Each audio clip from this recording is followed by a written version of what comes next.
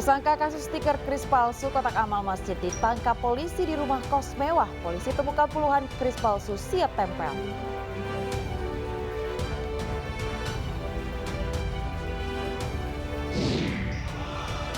Mantan Ketua Umum Partai Demokrat Anas Urbaningrum bebas penjara setelah 8 tahun.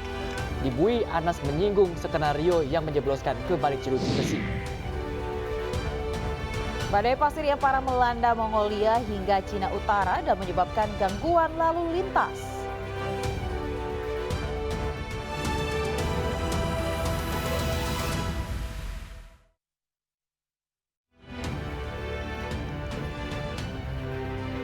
Halo, selamat pagi pemirsa.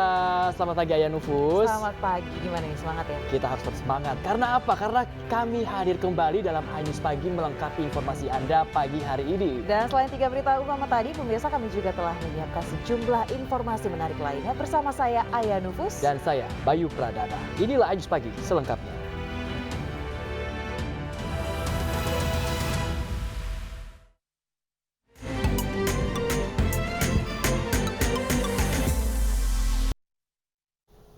Pemirsa, kita awali iNews Pagi hari ini dengan informasi Masjid Raya Sheikh Zayed menjadi salah satu destinasi wisata religi baru di kota Solo, Jawa Tengah. Betul sekali, masjid yang digadang-gadang menjadi magnet wisatawan ini kerap disebut sebagai replika Sheikh Zayed Grand Mosque di Abu Dhabi.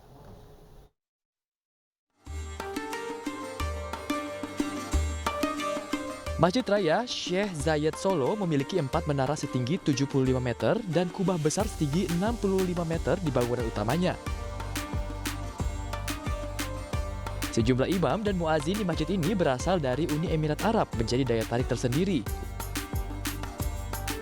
Belum lama ini, Presiden Joko Widodo pun menyempatkan untuk sholat di Masjid Raya Sheikh Zayed usai kunjungan kenegaraannya bersama Gubernur Jawa Tengah Ganjar Pranowo. Keduanya sholat isya berjamaah dilanjutkan dengan sholat tarawih 23 rakaat bersama ratusan jemaah masjid Senin malam.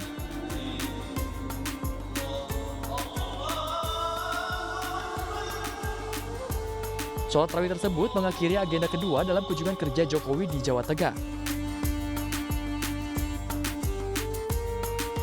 Masjid Raya Sheikh Zayed merupakan hibah dari putra mahkota Uni Emirat Arab, Sheikh Muhammad bin Zayed Al Nahyan.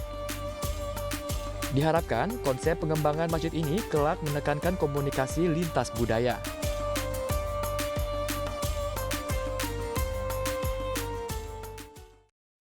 Nah pemirsa, kalau tadi Masjid Sheikh Zayed ini cukup ikonik, yang satu ini adalah masjid tertua, di mana Masjid Agung Jatisobo ini merupakan salah satu masjid tertua yang ada di Kabupaten Sukoharjo, Jawa Tengah. Ya, keberadaan Masjid Jatisobo ini pemirsa menjadi saksi bisu masuknya dan perkembangan Islam di wilayah Sukoharjo.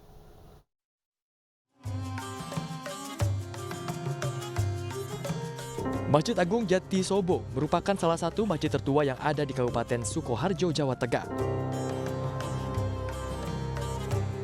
Dibangun pada masa Raja Keraton Kesunanan Surakarta Hadiningrat Pakubuwono IV yang memerintah antara tahun 1788 hingga 1820. Seorang tokoh ulama, Kiai Khotib Iman, mendirikan Masjid Agung ini bersama beberapa pengikutnya sebagai upaya penyebaran agama Islam. Masjid telah mengalami penambahan bangunan seperti di bagian teras atau serambi, serta menara toa untuk mengumandangkan azan. Sementara untuk bangunan utama juga telah beberapa kali dilakukan pemugaran untuk bagian lantainya. Masjid ini yang masih sangat utuh dan orisinil sampai sekarang, baik kayu-kayunya ataupun ornamen lainnya itu di bagian dalam, yaitu tempat ibadah yang di dalam. Dan untuk serambi ini sudah ada perubahan sedikit-sedikit.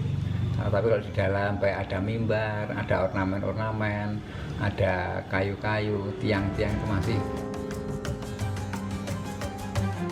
Di bagian belakang masjid terdapat makam Gedong Jatisobo.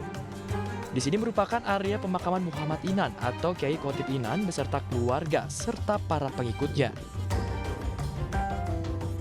Dari Sukoharjo, Jawa Tengah, Zanuar Setiaji, iNews melaporkan.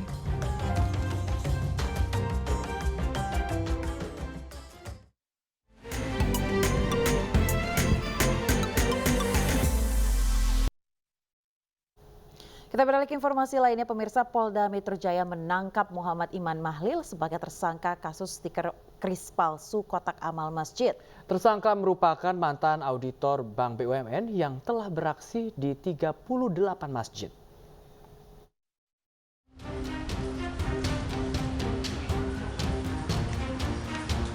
Muhammad Iman Mahlil, pelaku penipuan bermodus mengganti kris kotak amal masjid, akhirnya ditangkap Subdit Siber di Treskrimsus Polda Metro Jaya di kawasan Kebayoran Lama, Jakarta Selatan.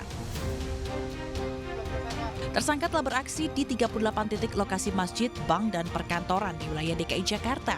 Tersangka juga diketahui mantan auditor salah satu bank BUMN. Modus tersangka dengan meniban atau menutup stiker kris masjid dengan stiker bertulisan restorasi masjid yang terhubung dengan layanan sejumlah perbankan. Selama beraksi sejak 1 hingga 9 April, tersangka berhasil meraup uang 13 juta rupiah. Yang bersangkutan menempel QRIS miliknya seolah-olah QRIS tersebut milik masjid itu sendiri. Dengan cara ditiban atau ditempel di atasnya. Kemudian ada juga yang ditempel di sampingnya, QRIS yang sudah ada. Atau menempel di tombok lain yang berbeda-beda dari QRIS yang sudah ada. Atau menempel di tempat yang baru, yang belum ada QRIS-nya. Terkait hal ini, Kepala Departemen Komunikasi Bank Indonesia, Erwin Haryono, nantinya akan membuat kebijakan untuk mengantisipasi kejahatan serupa. Kami sudah berbicara juga dengan pihak Kominfo tentang kemungkinan penggunaan tadi itu untuk mengantisipasi kejahatan-kejahatan yang serupa.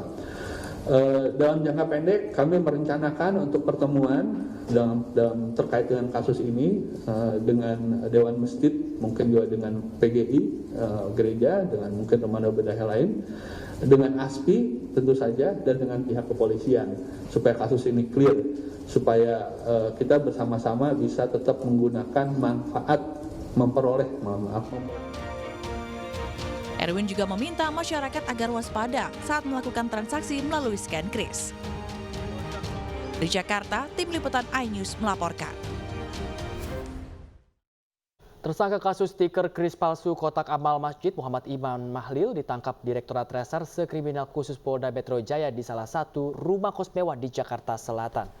Seperti inilah situasi saat polisi menangkap tersangka kasus stiker kris palsu kotak amal masjid Muhammad Iman Mahlil di salah satu kamar kos di kawasan Patal, Senayan, Kebayoran Lama.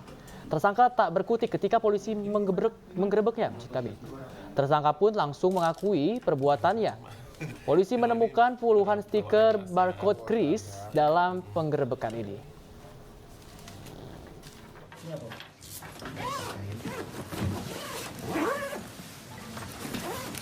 Isi baju semua ya, Pak?